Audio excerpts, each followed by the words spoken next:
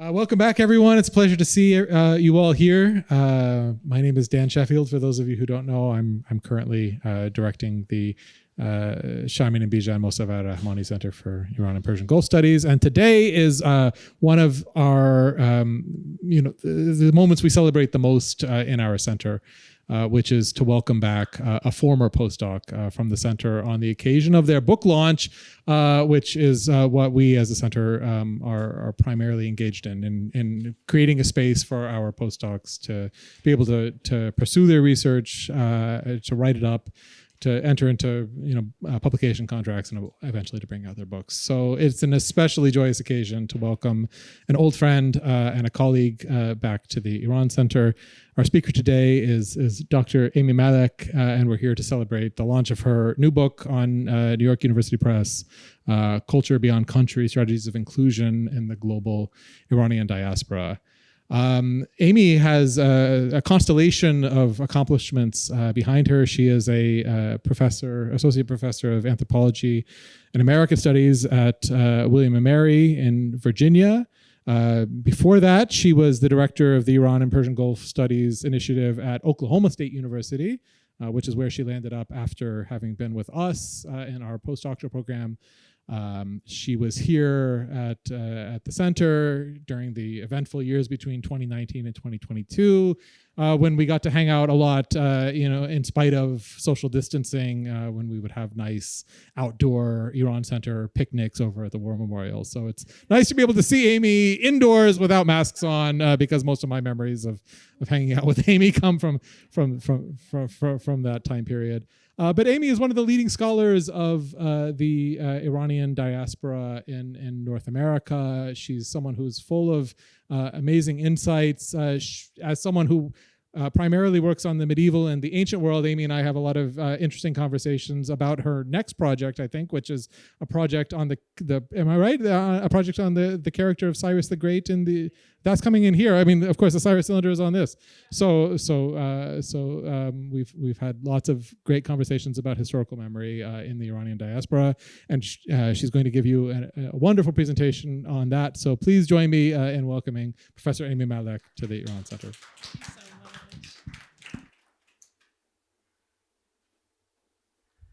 Good afternoon now, I think. It's wonderful to be here. Thank you, Dan, for that great introduction. It is such a joy to be back at Princeton and to come back to the place that was really formative for me as a scholar, but also for my thinking, and especially about this book. I could say more in Q&A, but about the long journey of dissertation to book that this has been, extended journey. And I can talk about why that might be later if you're interested. But I want to begin, as I do in the book, with a recollection from fieldwork in Toronto, specifically at a place that's become really familiar to Iranians, not only in Toronto, but especially in Toronto, and that is the Tirgan Festival. Taking place every other July since 2008, Tirgan quickly became the largest biennial festival of Iranian arts and culture in the world. Joining dozens of ethnic festivals that dot the city's summer calendar, its July date sometimes makes for a challenging set of weather conditions. And the opening day at the 2011 Tirgan Festival, only its second iteration, it was the hottest day of the year. That meant the heat index soared to 114 degrees Fahrenheit during the opening ceremony, and the humidity was stifling. That year, I was working among nearly 300 volunteers who regularly met for nearly a year ahead of time to make the Tirgan Festival a success.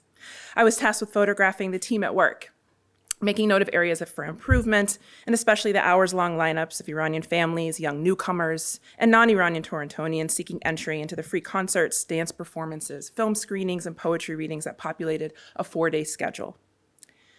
After those packed 4 days that brought out a record-breaking 130,000 attendees, on the closing evening, as festivalgoers lingered on the water's edge boardwalk of Lake Ontario, I came upon 2 volunteers who were busy packing a large van with materials that had decorated the tea house.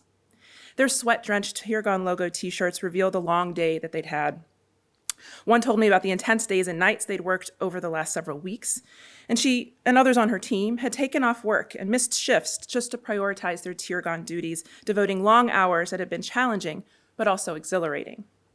Her partner added that the logistics subcommittee had been giving rides nonstop to invited artists and guests from around the world, from the airport and to and from their hotels, and he estimated they'd made 70 such trips in just 3 days. This is Iranian hospitality in action, right?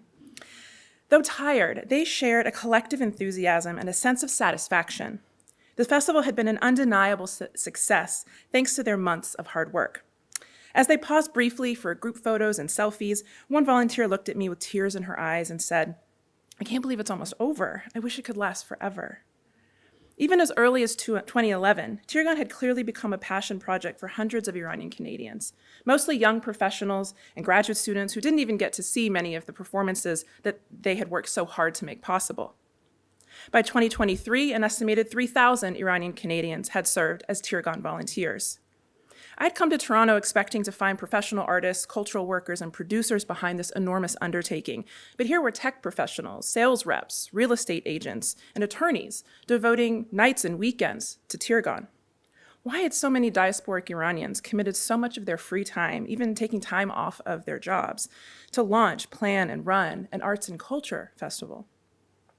When I put this question to Maria, the festival's artistic director in 2011, she answered by recalling the beginning of her cultural work in the early 2000s, before she'd completed a PhD in theoretical chemistry at the University of Toronto. She referred specifically to 2003, when Zahra Kazemi, a Canadian-Iranian photojournalist, had been killed in an Iranian prison. The news had led to a media maelstrom in Canada. She said, "The papers were full of Iran kills journalists." And it was always continued by something negative. And I wrote this email to a news group of Iranians in Toronto and said, the name Iran itself, not necessarily just the government, is usually mentioned with something really negative, very ugly. Let's do something cultural. Let's put a face to this name, to this word, Iran, because people can relate to culture quite easily. Let's just show another face of Iran. In the same period that Maria and her friends were embarking on this cultural organizing in Toronto, Iranians in New York were organizing the first Persian Parade, one of 180 ethnic parades that march down Manhattan's avenues each year, making it a key form of ethnic visibility in a multicultural city. Explaining their motivations for volunteering substantial time and resources for this endeavor since 2004, Zohra, a lead organizer of the parade, echoed Maria as she described to me later in 2009 the hypervisibility of a view of Iran in the media after 9/11 that had led to feelings of invisibility for Iranians in her community. She said, "We want to show the Iranian community and that as a community we're very powerful and really should take pride in our achievement in this country. And also for our American friends to see us in a different light, to see us, that we are a powerful nation, that we come from a long heritage of civilization, and that we're not the images that they see on TV. We're really not. We're their friends, we're their neighbors, we're their doctors or lawyers or accountants, and they really, really should look at us in that light, not the way the media has portrayed us in the last few years." In the course of 16 years of fieldwork from 2007 to 2023, and in over 125 interviews conducted with cultural organizers and community members in the Iranian diaspora in 3 different countries, I repeatedly heard from first-generation entrepreneurs and professionals that countering negative stereotypes and taking the reins of representation had motivated their participation in cultural organizing. Iranian immigrants from diverse political, ethnic, and professional backgrounds across the diaspora have worked to insert their own cultural representations in mainstream publics, not only to evangelize about a homeland, but specifically to correct what they viewed as misrepresentations that have resulted from and led to the misrecognition of Iranians in their diasporic homes. They especially have sought to reassert the dignity of Iranian identity in the face of over 4 decades of geopolitical rows between governments in Iran and the West that have contributed to their personal experiences of stigmatization, prejudice, and discrimination. While there are many ways to fight these kinds of exclusions and misrecognitions, and there have been many ways, in the period under study, diaspora Iranians repeatedly turned to culture as a strategy of inclusion in their multicultural societies. My forthcoming book, Culture Beyond Country, is a comparative transnational ethnography of Iranian diasporic cultural citizenship in LA, Stockholm, and Toronto. It examines how these processes of representing Iranian culture in the diaspora generates not only competing views on what it means to be Iranian, but also competing modes of belonging that variously subvert and reinforce existing power relations across national, local, and transnational scales. Across 5 substantive chapters, the book examines how Iranian immigrants in these 3 locations mobilized cultural production. And here I'm looking at festivals, exhibitions, public art, street parades, but also the structures and power relations that enable them. I show how Iranians look to these productions to counter exclusion and shape public perceptions, but also to build new forms of belonging in the diaspora. By tracing how Iranians have engaged with multicultural policies, media representations, and intra-community inclusion debates over authenticity, I show that culture has served as a critical strategy for negotiating inclusion in diaspora. While often framed as apolitical, and indeed organizers often explain their choice to work in cultural work as a non-political choice, these cultural products are often deeply political in their efforts to reclaim representation, to resist misrecognition, and navigate the racial, social, and economic hierarchies of their societies. The argument of the book is presented in 5 chapters. In Chapter 1, Departures and Arrivals, I draw on interviews, national statistical data, and archival material to trace the global trajectory of Iranian emigration and immigration since the second half of the 20th century, both in the United States, in Sweden, and in Canada. It connects these migration flows to the experiments with multiculturalism that were taking place in each of these societies just as Iranians began to arrive in large numbers. I'm happy to talk more about site selection in Q&A if there's interest. The following 3 chapters focus on each of the 3 cities under study, and through the lens of Iranian community-produced public art exhibitions and festivals, they each examine the strategies of inclusion that result from different approaches to and negotiations with multiculturalism, both as a set of ideologies and a set of policies. In Chapter 2, Asserting Freedom, Dignity, and Wealth in Los Angeles, I direct ethnographic attention to the 2013 US tour of the Cyrus Cylinder and the 2017 Freedom Sculpture and Freedom Festival Inspired in Los Angeles. It demonstrates how Iranian Americans, like other immigrants in the US, are navigating neoliberal forms of multiculturalism as an alternative pathway to power, centering notions of immigrant success and contribution alongside nostalgic and nationalist renderings of Iranian culture to demonstrate good citizenship and thus deservingness for belonging. I especially examine how and why certain forms of imperial nostalgia permeate so many Iranian American representations of culture and history, and I'll return to that argument in a moment. Unlike in the United States, Sweden and Canada each adopted official forms of multiculturalism, albeit through different rationales, policies, and outcomes. And in contrast to American neoliberal multiculturalism, Sweden's rapidly changing demographics and new approaches to official multiculturalism in the 1970s were reformed by the 2010s to prioritize cultural policies that tied financial and symbolic support to specific integration outcomes. That led to Sweden's development of policies putting forward discourses of interculturalism, considered a bidirectional process in which both immigrants and the mainstream Swedish society adjust to one another, as opposed to the traditional straight line assimilation patterns of immigrants assimilating into a hegemonic mainstream. This ideology was supported and expressed at the time through cultural policies implemented in the 2010s by intermediary institutions like Sweden's National Touring Theatre and its representatives, including Iranian cultural workers hired into influential positions. These individuals not only brought professional arts experience and a mandate from the state, they also had the support of the state's budget and intermediary institutions' networks and reputations within Swedish society and politics.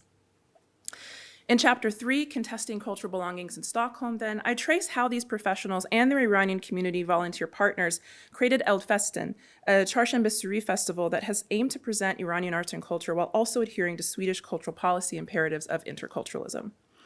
In my 2012 observations around the Eldfesten committee meeting table, this approach included deliberately diversifying performances, inviting English and Swedish speakers as hosts and audience beyond our Persian speakers. It also meant that the result has been a popular annual celebration of Çarşamba Suri in Stockholm and 4 other cities in Sweden that looks very different than the holiday that's celebrated in Iran. And that fact was among a number of complaints among some in the community that led to contestations over notions of cultural ownership and authenticity in diaspora, which committee members responded to through direct reference to Swedish discourses of transparency, democracy, anti-racism, and diversity. Despite these disputes, the Çarşamba Suri as Eldfesten event nevertheless was successful in its quest to be recognized by Swedish officials as a Swedish tradition, broadcast live on national radio and TV and across the diaspora through digital media. Through a close reading of festival planning meetings, community contestations, and interview material, the debates and controversies that I present in this chapter pivot on questions of authenticity and Iranianness, as well as dual meanings of belonging, asking, for example, does cultural belonging, in terms of inclusion in multicultural Sweden, require immigrants to give up their cultural belongings, as in ownership of Iranian culture? The chapter demonstrates how state intermediaries enacting cultural policies of Swedish interculturalism challenged fellow Iranians to break away from nationalist and essentialist claims on culture, including imperial nostalgia, but also to practice, as in rehearsing rather than enacting, Swedish ideals of democracy, inclusion and transparency, and institutionalized norms of behavior. These practices and the debates the event sparked reflect the ways official Swedish multiculturalism in this period rewarded groups who aligned with hegemonic Swedish norms, whether by reproducing Swedish ideologies and behaviors or by innovating cultural events and practices that promoted the state's view of interculturalism at that time through promotion of an expansive version of Iranianness as a strategy of inclusion.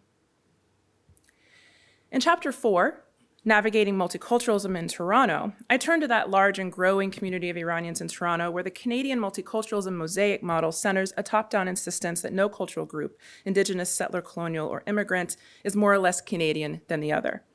That's the message that permeates political speeches and state branding, evident especially in Canada's 2000s to 2010s commitment to providing both symbolic and instrumental support for groups through programs that embedded principles of diversity as Canadian national identity.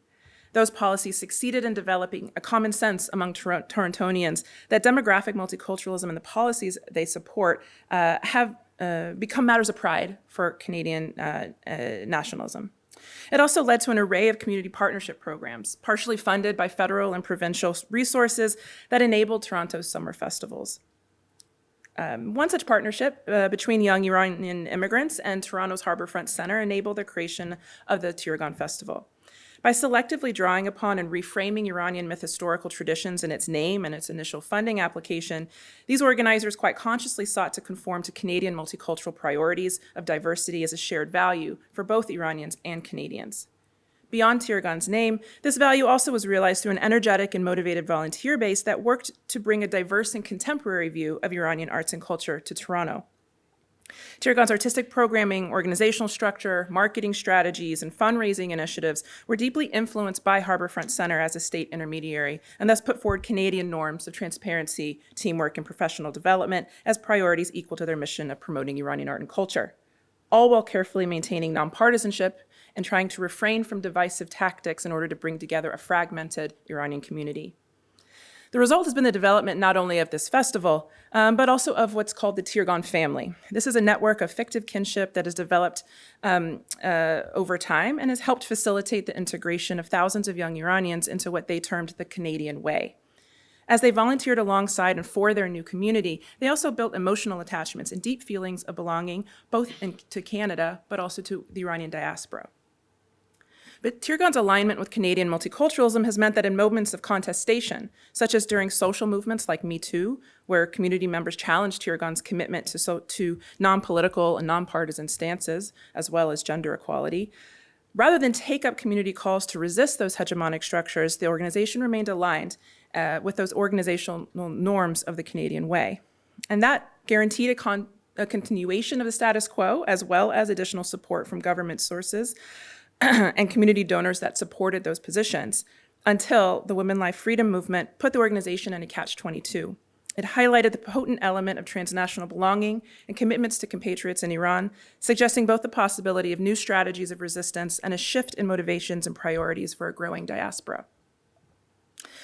These 3 extended case study chapters are followed by a final chapter that draws together their insights and examples to offer a relational comparison of strategies of inclusion and their implications over the 16 years in the diaspora.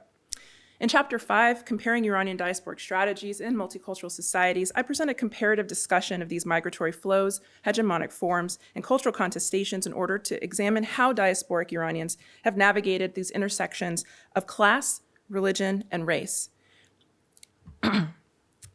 and how Iranians in diaspora seek to reproduce, or in some cases to resist, by tripping up without tripping over lines of inclusion and exclusion. Sharing similar goals of representation and belonging, each community and their public cultural events have nevertheless taken unique routes, pragmatically aligning with the hegemonic structures that shape immigrant belonging in their societies. For the Iranian diaspora, as organizers mobilize cultural events to navigate webs of power, contestations have included disagreements over the nature of Iranian culture in terms of belonging. Rather than producing a singular vision of Iranianness then, each community's strategies for achieving these goals reveal how local systems impact not only the cultural lives of Iranians in their immediate communities, but across the diaspora and thus influence understandings of Iranian identity itself. The book concludes with a consideration of how strategies of inclusion and belonging ultimately are acts of home building. As the examples in the book attest, cultural strategies of inclusion operate in conjunction with political, economic, and social strategies in multicultural societies. And as Iranian communities build ever greater attachments to their homes, they also experience ongoing migrations, react to shifting geopolitical and local circumstances, and navigate belonging in creative ways. The book ends with a reflection on how these ongoing processes have opened conversations and challenged attitudes about race, class, and religion, not only in the mainstreams these public events seek to enter, but within their own Iranian communities. So in the remainder of my time, I want to zoom in on one section of chapter 2 specifically about the United States and Los Angeles. Though it's present across multiple and widespread communities of the diaspora, as I just tried to outline, these attempts to show who we really are through culture have been particularly prolific in the United States. And that could be in part due to the larger population size. We know in California we have the largest concentration of Iranians outside of Iran. But it's also, of course, due in part to the greater ubiquity of negative representations that Iranians in the US experienced, specifically starting in the 1980s. So with the revolution in 1978-79, and with the hostage crisis, we saw state-level antagonisms be translated into U.S. general population through the nightly primetime broadcasts of America Held Hostage, the precursor to Nightline that not only launched Ted Koppel's illustrious career, but also put forward a particular set of images of Iran and of Islam on American televisions every single night for 444 nights. The primetime nightly reminder stoked American fears and anger, which of course also spread to the streets, neighborhoods, and places of businesses where Iranian Americans were suddenly seen as enemies within. These messages didn't end with the resolution of the hostage crisis and were reinforced by pop culture, whether through books and films, like Not Without My Daughter, which of course screened not only in cinemas, but on syndicated television well into the 2000s, and even in some American classrooms, as if it were a documentary rather than a melodrama. Or in songs, sitcoms, jokes, bumper stickers, pins, paraphernalia, all of which kind of collectively contributed to a common sense in the US about Iran and Iranians as violent, dangerous, and most of all, America's #1 enemy. The string of political crises that followed the hostage crisis, including the Iran-Contra affair, the Gulf War, 9/11, repeatedly have reignited that common sense, confirmed perhaps most directly when President Bush declared Iran part of an axis of evil in 2002. But unlike in the 1980s, in the fallout of 9/11 and the intense anti-Muslim, anti-Arab, and anti-Iranian xenophobia that resulted, Iranian Americans began to organize against those representations in the 2000s, and in ways that were reflective of a long history of public performances of ethnic identity in the United States. So following the leads of other immigrant groups like Italian Americans, Irish, Greek, Mexicans, and others before them, Iranians have devoted extensive resources, time, and energy to display their vision of Iranian culture and history in large public American spaces. I've observed those efforts at parades like those organized annually in New York since 2004 and in LA in 2015 and 16, at public cultural festivals like the Mehrgan Festival in Orange County, or at the Westwood Nowruz block parties. At City Hall Nowruz celebrations, like those each year in San Francisco and Atlanta and LA and Orlando. At multicultural displays, like the House of Iran at San Diego's Balboa Park Cultural Cottages, and at black tie dinner galas at elite venues like the Met, where one organizing committee member was quoted by Vanity Fair magazine in 2015 saying, quote, "A guest came up to me and said he invited his American family members and friends. He told me that he was pleased to be able to tell them, this is who we are, not what you read in the papers all the time." The repetition is the point, right? So taken together, this proliferation of festivals and parades and galas and art in the Iranian diaspora contributed to a widespread phenomenon of strategically countering those experiences of exclusion by turning to public performances of art and culture as arguments for inclusion. These cultural approaches of what I've collectively termed strategies of inclusion are frustrated but determined responses to events both here in diaspora and there in Iran that has led in part to the stigmatization of Iranians in popular media and everyday life in the US. Unlike the official multiculturalisms I described earlier in Sweden and Canada, the United States has never had a national multicultural policy to directly influence or support immigrant groups. In its place, a form of neoliberal multiculturalism emerged, especially since the 1990s, with messages and mythologies about the role and place of immigrants in American history and contemporary society. In the privatization, deregulation, and other economic strategies traditionally associated with neoliberal reforms, Wendy Brown has argued that the aim is actually to change the soul through neoliberalizing society itself, diminishing and denigrating dependency on the state and the very idea of society as a source of welfare and security. Instead, citizens are encouraged to become independent self-investors who, quote, socially and monetarily invest in themselves to become more valuable, or in Iwa Ong's words, to become entrepreneurs of themselves. This entrepreneurializing of every institution, activity, and service includes, of course, cultural activities and institutions for immigrants as much as for other citizens. Relatedly, in her analysis of differentiated and cultural citizenship, Ong describes a dual process of self-making and being made, in which subject formation is negotiated between state and subject. Through state intermediaries such as universities, social workers, nonprofit organizations, cultural institutions that work to create self-regulating racialized subjects. In neoliberal subject formation, immigrant subjects vying for inclusion are expected to become those self-entrepreneurs, not only in their financial, educational, or health aspects of their lives, but also in their social and cultural ones. In this iteration of multiculturalism, then, immigration policies are mobilized alongside national mythologies of the US to create immigrant citizens whose identities as hyphenated Americans are both rooted in and dependent on the interlocking values of individual responsibility, self-sufficiency, and contributions to society. In other words, to bootstrap their own inclusion.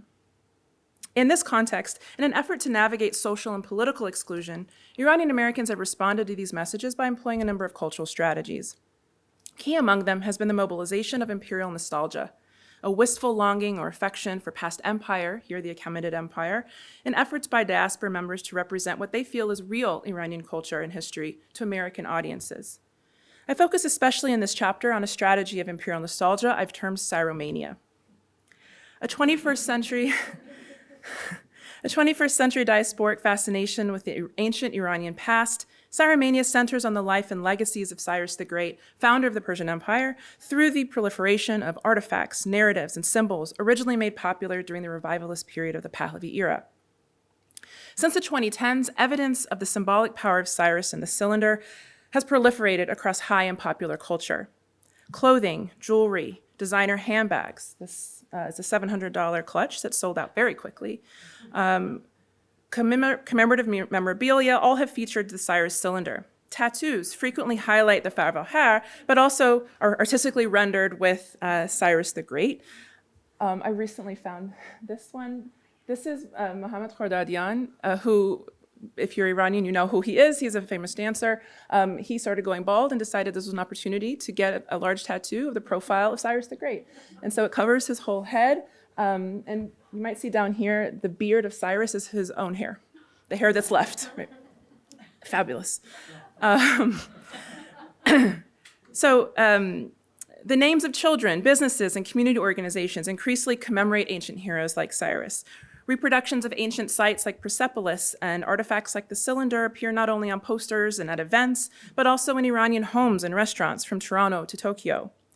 And efforts by Iranian Americans to install statues of Cyrus the Great in North American cities has begun in earnest, in LA, Toronto, and in my hometown, Atlanta, where in 2023, a 9-meter statue of Cyrus the Great was erected on Cyrus the Great Day. Do you know when that is, Cyrus the Great Day? A couple days ago. Last week, October 29th.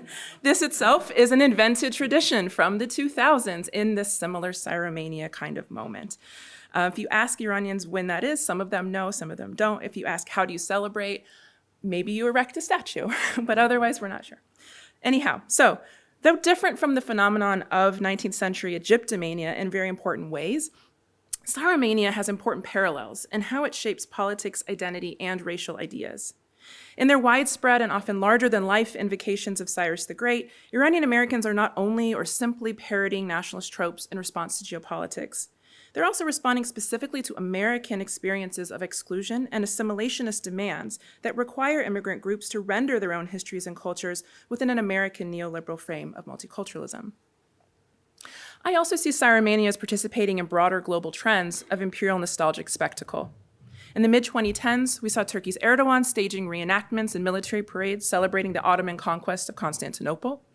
In Egypt, President Sisi orchestrated spectacles of revived Pharaonism, such as the Pharaoh's Golden Parade in 2021. As designed, these spectacles draw massive audiences and work toward both cultural and political goals, provoking shifts in nationalist imaginaries and identities. The political use of imperial nostalgia is hardly new, of course. It has long served regimes across the 19th and 20th centuries, including in Iran. Perhaps most famously, in 1971, Mohammad Reza Pahlavi staged the 2,500-year celebration of the Persian Empire. The celebration served as a crescendo upon decades of efforts to consolidate Pahlavi nationalism begun by Reza Shah. Mohammad Reza centered Cyrus specifically in Iranian national identity, fashioning him as a national hero through extravagant events like his own 1967 coronation, through scholarly conferences and cultural productions highlighting the pre-Islamic past. The four-day celebrations at Persepolis were intended to, quote, reawaken the people of Iran to their past and reawaken the world to Iran. It included parades, feasts, light shows, and exhibitions for foreign dignitaries, royals, and celebrities who were invited to take part. At the opening event at the tomb of Cyrus the Great, the Shah famously tied the Pahlavis to the ancient Persian Empire by placing himself as a descendant of a 2,500-year uninterrupted line of Iranian kings. On the final day of the celebrations, a ceremony opened the newly completed Shahid Tower, now Azadi Tower, in the center of Tehran, where a new museum of Persian history featured a display of the Cyrus cylinder. This is the first time it would appear in Iran, on temporary loan from the British Museum. The cylinder was made the center of the official seal of the 2,500-year celebrations, as well as on stamps, medals, and coins minted for the occasion. The focus on Cyrus continued when in 1976, the Shah went so far as to change the official Iranian calendar to begin with the accession of Cyrus in 559 BCE rather than the Hijra of Muhammad.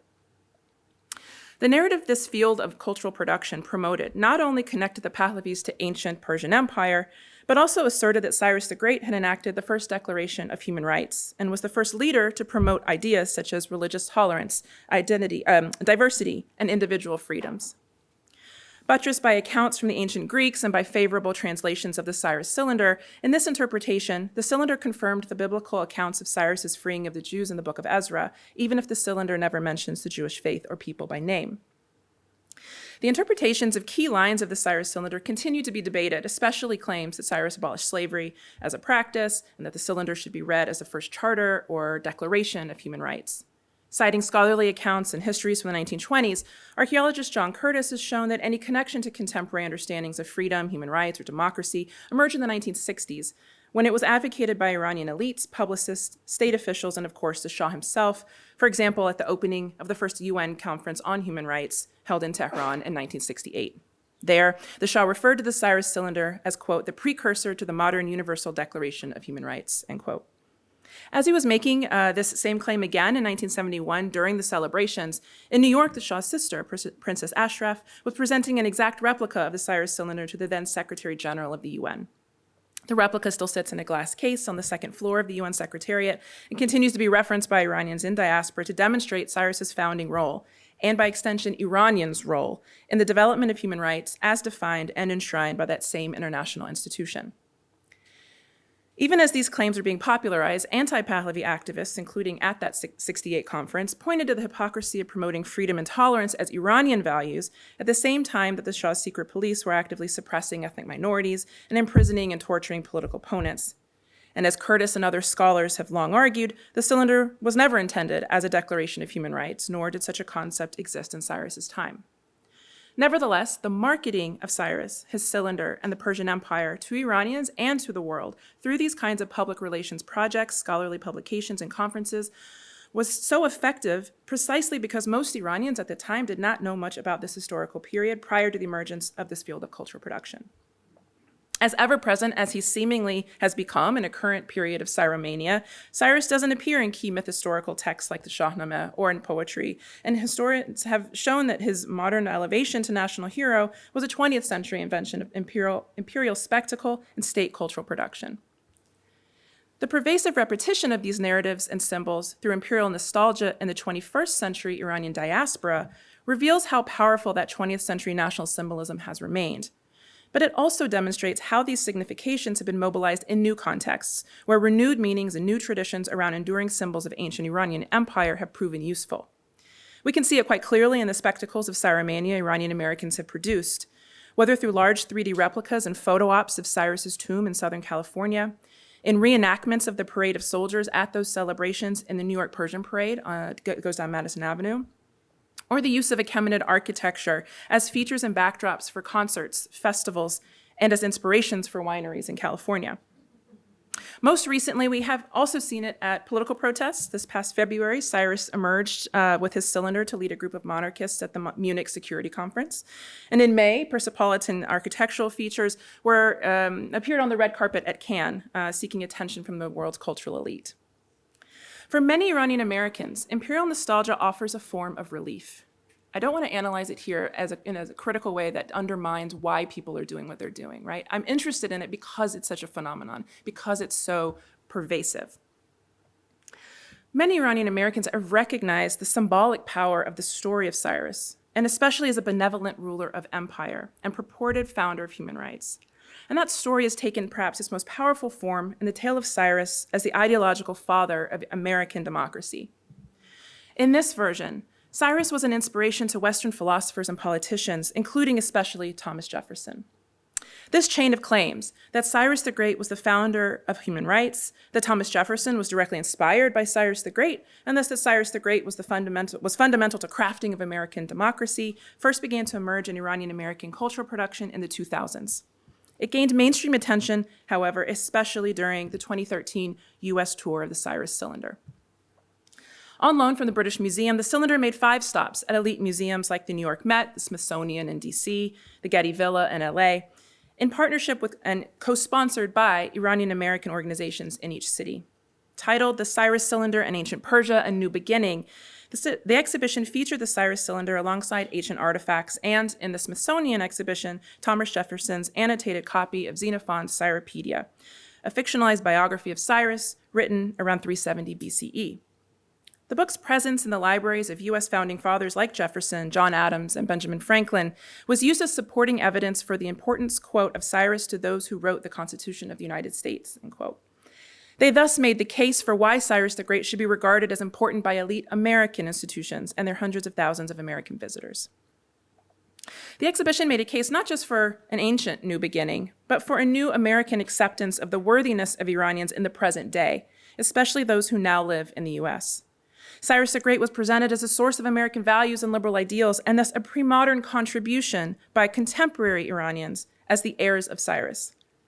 The then executive director of the Farhang Foundation, who co-sponsored the exhibition's LA stop, made this connection explicitly when she told the Los Angeles Times that the Cyrus Cylinder, quote, is important because of the ideals it represents that say who we really are. Non-Iranians can get to know the Iranian culture and its people in the correct light, rather than the portrayals in the media that we hear every day. The same echo. Echoing the sentiments of so many Iranian diaspora community organizers seeking to repair the reputation and representation of Iranians in the mainstream, the implication of this and similar statements was that through Cyrus the Great, Iranian Americans put forward an argument that they should no longer be rendered as enemies within, but as the original ideological donors to the very fabric of American identity. That perception relied as much on shared mythologies of benevolent empire as on the willingness to ignore the fundamental contradictions between liberal pronouncements of human rights and the illiberal actions of the leaders who pronounced them, whether the Shah, Jefferson, Cyrus, or otherwise. But there can be no doubt that this approach was successful in garnering attention. Over 400 news outlets reported on these exhibitions, helping to draw in over 315,000 visitors on its 9-month tour. It broke attendance records at the LA Getty Villa Museum, which was only broken again by another ancient Persia exhibition a couple years ago. The success of this exhibition sparked much of the Cyromania that then ensued. Just 3 years after the exhibition concluded, in 2017, a large public sculpture directly invoking the Cyrus Cylinder and its diasporic significance was unveiled in LA. Titled Freedom, a Shared Dream, or simply the Freedom Sculpture, Chapter 2 examines the production of this monumental sculpture as a clear demonstration of how Cyromania has been mobilized as a strategy of inclusion in the US. Described as sitting at, quote, the most prestigious and highly trafficked heart of Los Angeles, end quote, the Freedom Sculpture is a 10-ton, 16-foot-tall modernist interpretation of the Cyrus cylinder that sits on a median strip of the 10-lane-wide Santa Monica Boulevard. The large thoroughfare was unprecedentedly closed to vehicle traffic for the Freedom Festival, a free 4th of July celebration and concert to gift the sculpture to the city. The U.S. Cylinder Tour, the Freedom Sculpture, and this professionally produced festival were projects of the Farhang Foundation, a 501c3 nonprofit based in LA with a mission to celebrate and promote Iranian culture for the benefit of the community at large. Its leaders described the importance of the Freedom Sculpture to the press in the days leading up to its big reveal, with reference to the same ideas put forward by that exhibition and about the influence of Cyrus and his cylinder on the founding fathers of the United States. Throughout the 4th of July event, the 75,000 Angelenos in attendance heard these ideas repeated on stage by politicians and organizers as fundamental to not just Americans, but also, and originally, to Iranians. A founding trustee of Farhang emphasized this to the Huffington Post, saying, these rights are not only part of our heritage, they came from us. Farhang's emphasis on Iranian American contributions as cultural gifts reflects an approach long deployed by other immigrant and minority groups seeking inclusion in U.S. national identity and its attendant racial hierarchy. For example, in the mid-20th century, Italian Americans had invoked their ancestor Christopher Columbus as among their many contributions to the United States, ultimately winning his commemoration in statues across the country and in a federally recognized national holiday, though that has now become hotly contested. As historian Danielle Battisti has shown, Italian Americans effectively mobilized rhetorics of contributionism and immigrant gifts in their efforts to seek dignity and honor in the face of anti-Italian stereotypes and discrimination. And they'd done so by arguing that Italian immigrants, starting with Columbus, had, quote, helped transplant Western civilization to the Americas, especially the republican traditions of ancient Rome, the roots of Christianity, and the cultural spirit of the Renaissance, end quote, all of which were fundamental to Americanism. Notably, Italian Americans didn't resist the discrimination faced by all immigrants at the time, nor the racialized system that had excluded them as non-white to begin with. Contributionism as a discourse has always been informed and limited by racial and class politics. As a strategy for inclusion, contributionist claims have been successful for some Ellis Island immigrants, those Southern and Eastern Europeans who immigrated to the US in the late 19th and early 20th centuries, but have failed to produce equivalent results for others, like Chinese Americans or Mexican Americans. Despite this, Iranian Americans continue to use contributionism in their responses to government securitization and negative media representations.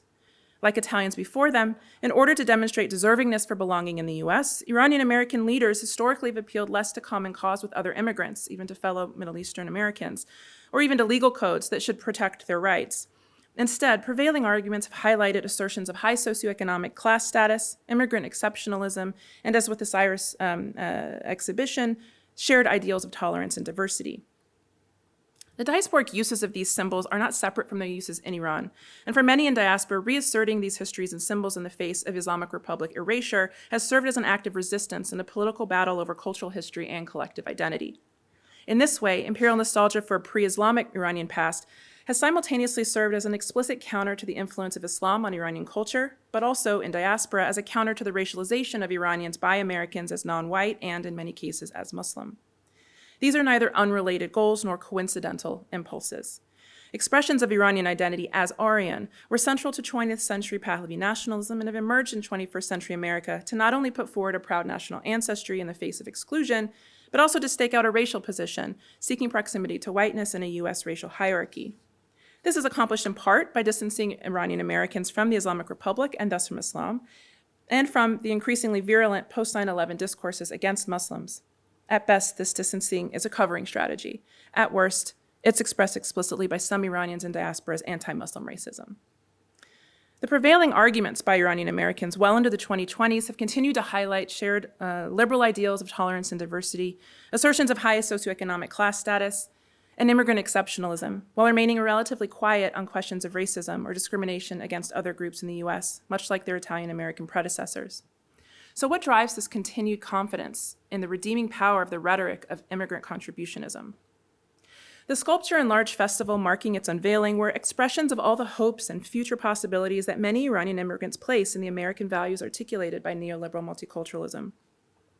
Without the symbolic or instrumental benefits of directed public support provided for immigrant communities in countries like Sweden or Canada, Iranian Angelenos have sought to develop belonging through promotions of imperial nostalgia, neoliberal interpretations of exceptional entrepreneurial and economic success, and celebrations of their immigrant gifts to the U.S. The result is an Iranian-American cocktail of nationalist interpretations of Iranian history and culture with U.S. assimilationist and neoliberal multiculturalist ideas about diversity, race, and class. It was perhaps telling that of all the possible quotes attributed to Cyrus the Great in the Cyropedia at this event, the organizers of the festival highlighted the following on large LED screens. Quote, "Freedom, dignity, wealth. These three together constitute the greatest happiness of humanity." That same quote was used that year by then President Trump in his Nowruz message as well. Powerful three. These appeals, in form and function, are emblematic of American forms of multiculturalism, where freedom and dignity are deeply intertwined with wealth, which then fosters certain kinds of claims over others. In a country where the nation of immigrants mythology papers over the different ways some immigrants are included while others remain forever foreigners, upward economic mobility and class status become pathways to belonging that legal citizenship does not guarantee. Neoliberal appeals to diversity and tolerance bring favor to those who have the resources to espouse it, but without requiring policies to provide support for meaningful equity under the trappings of inclusion. These strategies reveal a belief among many Iranian Americans, sometimes explicitly articulated, that immigrants who have successfully attained equal status in American identity, including racial identity, have earned that inclusion. In this line of thinking, they've done so not by virtue of their legal rights or as humans or citizens, but by contributing to American society, thereby earning equal rights and status. In other words, they believe that the contributions of Iranians haven't been adequately recognized, because if they had, and if through their efforts they can make them so, then Iranian Americans would not continue to be stereotyped as terrorists or extremists, would not continue to be targeted by government agencies, would not continue to face employment discrimination or travel bans. In short, they'd be treated with dignity as equal U.S. citizens. Imperial nostalgia clearly aligns a view of Iran's stature as a benevolent Persian empire with a similar view of the contemporary U.S. and its empire. It has emerged and operates within neoliberal forms of power. Rather than making a case for inclusion as enactments of equality and basic human rights, remember the principles that these narratives of Cyrus the Great actually are after all, right? These efforts instead traffic in the history of Cyrus to feed American assimilationist demands and to affirm the integrity of the American project, including who belongs as American and why. In other words, community members have tried to bootstrap their own inclusion by putting forward ancient Iranian history and culture as testimony to contemporary Iranian Americans' moral goodness through their contributions to American ideals, mythologies, and hegemonic structures, even if they'd not effectively guaranteed Iranian American inclusion from the outset. To conclude, through comparison, it becomes evident that while Iranians in multiple parts of the diaspora may feel the effects of stigmatization and various forms of discrimination, and have worked to assert Iranian dignity in diaspora through representations of culture, there's not one generalized experience of these forms of exclusion, nor one generalizable response to them. Across the diaspora, strategies of inclusion are shaped not only by state policies, but also by the expectations, resources, and ideologies within each society and within the diaspora. Whether through elite philanthropy in LA, state-supported cultural programming in Stockholm, or multicultural institutional partnerships in Toronto, Iranian communities have navigated their belonging within dominant power structures, often seeking alignment. While discourses of contributionism and cultural gifts may be present across diasporic locations, the ways that these have manifested complicates assumptions that contributionism is a neutral strategy for inclusion. Indeed, across the diaspora, Iranians have understood that positioning themselves closely to the norms and ideologies prevailing within hegemonic webs of power in their diasporic homes will enable them to publicly represent their understandings of Iranianness, contested as they may be. Their different strategies demonstrate how diasporic identity is continuously negotiated through social, political, and economic forces, but also through cultural ones. Different racial ascriptions and hierarchies, class structures, and religious identities frame these experiences, and thus also frame the cultural strategies of inclusion each community has undertaken. Thank you.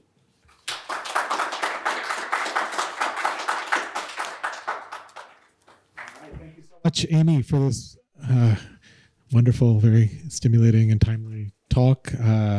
I have a lot of memories of things that were on those slides, but I think I'll let other people talk for now. So I'll start us off with Q for the first question. Thank you so much. This was amazing. I really appreciate it. Thank you. I have I have a quick question. So is there a statistical generational difference between these places, like generations who immigrated, and then did that cause differences in the way their cultural strategies manifest? Yes, absolutely. Thank you for that question. It lets me talk about site selection, which I was kind of hoping someone would ask.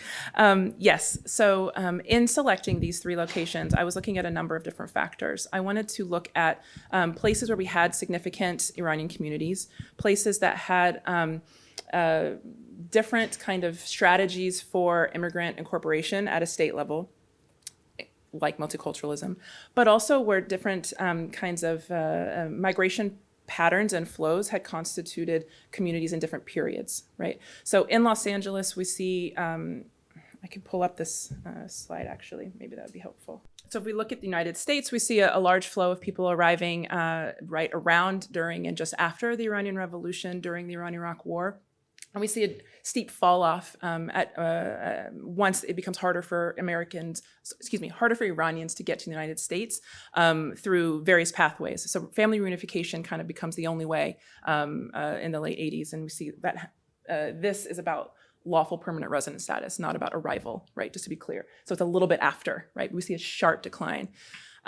Right around the time that starts to happen, we see shifts in Sweden's approach to immigration. They've been very much about labor migration until around the 1983 shift. And so right around the time when Iranians are starting to look for other ways, other pathways, we see a shift towards refugees and refugee resettlement in particular in Sweden.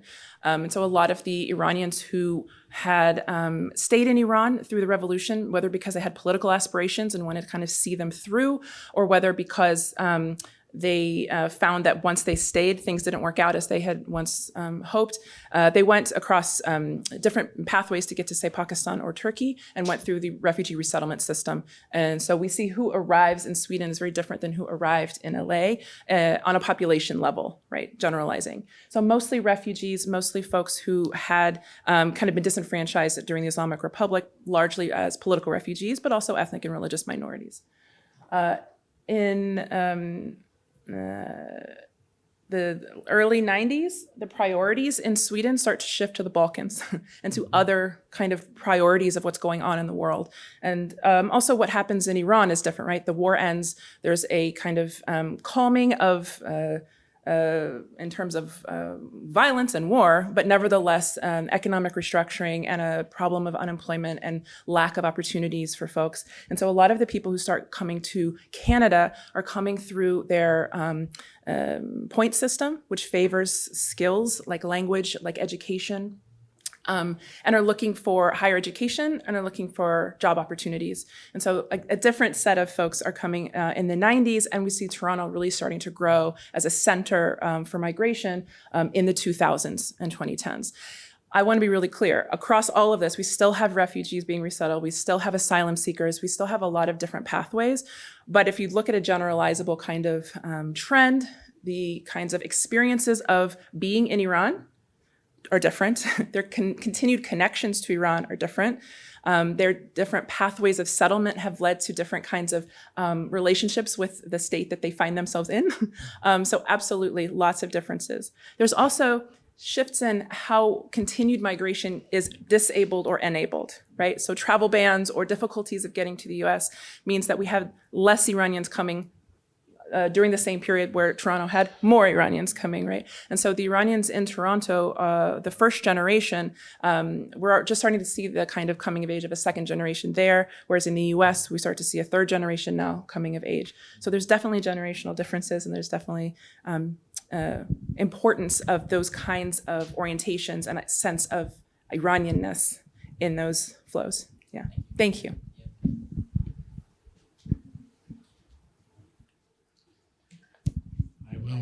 Give it to Nahid first and then over to Nigor. So. Thanks so much, Amy. This is fascinating. I have a question. So if I understand correctly, you know, the self-integrational sort of processes that happen for the American diasporic community versus the Swedish or the Canadian, sort of reinforces the self-valorization of, or the valorization of these values that are, held up higher in the US, such as pre-Islamic culture and all of that, and hence the highlighting of the, pre-Islamic culture. I'm curious, has that culture to and I know you looked at diasporic communities, but has that affected how Iranians in Iran are also really redefining? Because, I don't think Iranians were going to Pasargard and commemorating the death of Cyrus, before all of this kind of blew up in the US. So can you speak a little bit about sort of this loop of how that's reinforcing what's happening actually back in Iran? Thank you. Thank you so much for that question. Yes, I didn't have time to really get into the fact that diasporas are always also connected to Iran. There is no diaspora without Iran. And indeed, these kinds of loops, as you call them, circulations of even the jewelry, right, that I was showing as part of this kind of trend. Early on in the kind of Cyromania moment, the best jewelry was coming from Iran, not from the diaspora. Now you can buy a lot of that jewelry all over, from diaspora outlets. But it was very much also part of what was going on in Iran, especially with the Farbaha. I would say that was where it starts. But yes, these kinds of ideas have circulated. Some groups are more interested in them early on because of what they see as threats to the tomb of Cyrus in terms of preservation and archaeological preservation. And so some, folks start Cyrus the Great Day partially as a PR campaign to try to get it connected to as a World Heritage Site and make sure that its protection is continued. And so it's like a PR campaign in a way, but it also gets picked up by, say, monarchists who are really invested in that idea of a long line of Iranian kings.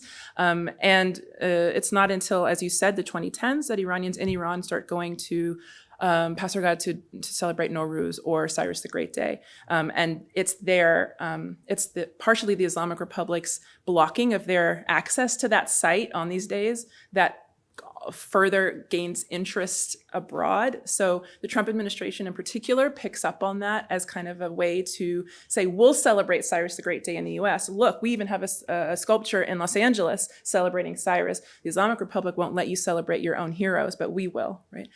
So several videos came out on social media about that from US representatives. Mike Pompeo at the time in particular liked to tweet about Cyrus the Great.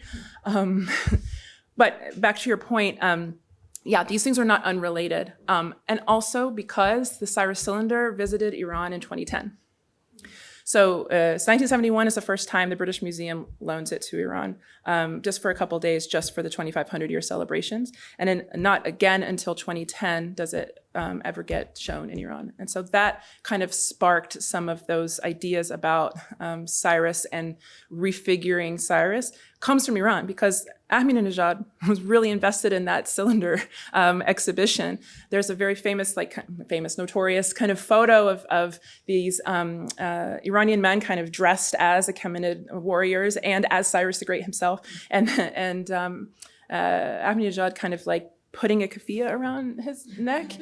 So very interesting kind of connections of kind of reclaiming ancient history that had been so downplayed directly after the revolution for different political purposes, right? So it's not unrelated and it is kind of cyclical, I think, as you point to. Thank you. Okay, next.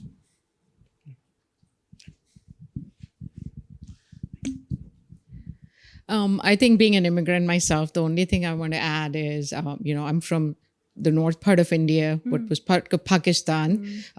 At one point, part of the Persian Empire, the Indus Valley, and then, did not convert to Islam. Our ancestors went into New Delhi. And for me too, and now in America, so there's that constant because, we were in Central, you look at the clothes there. So I think for every immigrant group, there's this challenge. But in the end, I feel like the narrative that's outside, I'm at that point where I don't want to even defend it. Because whether the narrative is negative, potentially, with some of the Islamophobia, or the narrative is there are books written, the other 1% for Indian Americans, I mean, even being that is very tiring, right? So, so I don't even want to bother with the narrative on the outside because, however much you seek, the sense of belonging never comes. as an immigrant. It's like you're chasing your tail. That's what I feel, but I mean, I could be wrong.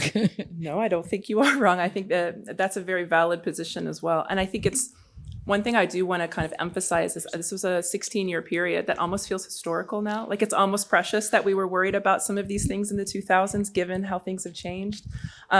So your reaction is one I'm sure some of our colleagues share, that even may have been involved in some of these projects then, that it didn't actually lead to the outcomes that we wanted necessarily. However, it's also true that 2025 is very different than 2001 in terms of how Iranians are present in a public sphere. And it's partially because of these efforts. Like, it didn't do nothing, right? And I think that there has been an impact in terms of the presence of Iranians in the mainstream. I don't think kids in high school today are as thirsty for representation as I was, let's say, in the 90s, right? Where there was just like nothing and no one. Now it's kind of like, yeah, so there's another Iranian actor. Okay. Like for us, it was just like, oh my gosh, we're getting any recognition. It's something that's not negative. This is amazing, right? So it's both like a testament to how much has changed, but also how much hasn't changed, given that even though we've got, Maz Jobrani in a movie or something, there's still a travel ban on our family members. Like, did it do enough, right? It didn't do nothing, but it didn't do everything. So where's that lesson, right? That, okay, this isn't all that there needs to be done. There has to be more, right? And in different ways. Yeah. But I appreciate your comment. Thank you. Okay, we're getting a little close to time, but I'm going to give the mic to Zep for a question here. Thanks. I'll just be very quick. I think this is a great talk because it helps to challenge, I think, what's like a dominant notion of, there's one diaspora. Right. And especially with the Iranian diaspora, of course, it's like a strong, there's a strong politics around creating a sort of singular notion of that. I was curious about the Siromania, and I was wondering if that's kind of like a US or LA specific phenomenon, and to what extent you see it other, fragments or symbols of Iranian history being mobilized in like Canada or in Sweden, right, and how that differs from Cyrus. Great question. Thank you. So I couldn't talk as much about the other locations. I appreciate the opportunity to do that. I would say that the level of, or the amount of repetitions of the narratives about Cyrus is more in the US than I've seen elsewhere. However, it's not only a US thing. This is a diasporic phenomenon broadly, and it's anywhere there's Iranian nationalism, it's there, right? So in Iran, in diaspora, in the US, elsewhere. However, in places like Canada, since you mentioned Canada, the Tirgan Festival has never forefronted that ancient identity or that ancient story. It's not been forced to kind of render its history in that way as like, you're the source of, we're the source of Canadian democracy, or we're the source of Canadian identity. That narrative has never been emphasized, let's say. However, Tirgan is itself, the name Tirgan, that comes from an ancient Zoroastrian, festive tradition. The kinds of stories about the main figure in the Tirgan festival is Arash Kamangar, right? So the stories of the Shahnameh are present. The ideas of an ancient myth-historical tradition are there, but they're not like so forefronted that we don't get any other sense of Iranian identity.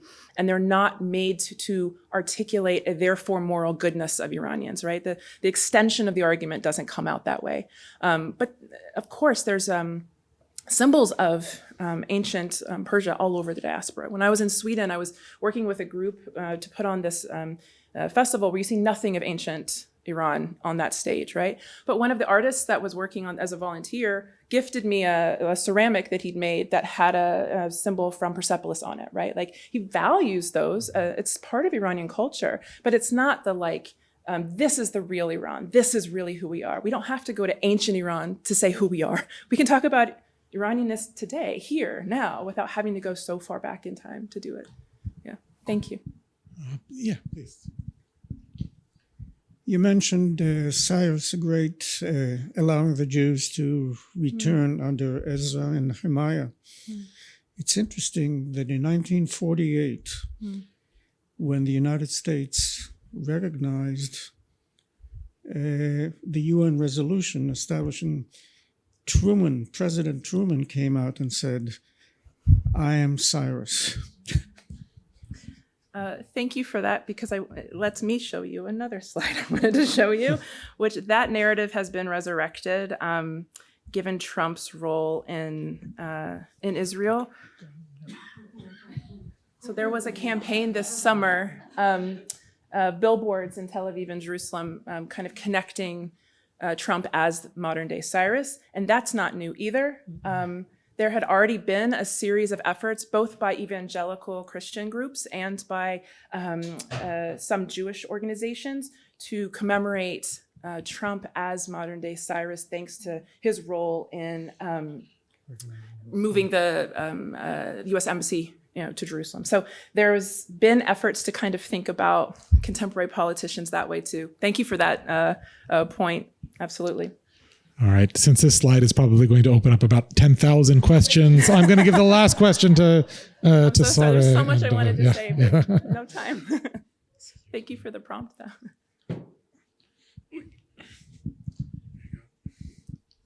Thank you so much, Amy John. This is fantastic. I kind of want to build on Zeb's question in terms of, as you made clear, and he mentioned the Iranian diaspora isn't a monolith, but I am also curious if you're looking at other diasporas, like comparatively speaking, if you've touched on that at all, especially because also thinking with this imperial nostalgia that you so eloquently frame through the concept of Siromania, I'm also like it begs the question for me whether or not this is part of why we are seeing these right-wing movements globally, and if this speaks to, for example, the Iranian case, right? Like how, and kind of like going back to Nahid's point that you also, have evidence to support that this is kind of a feedback loop. So this is happening inside Iran, outside Iran.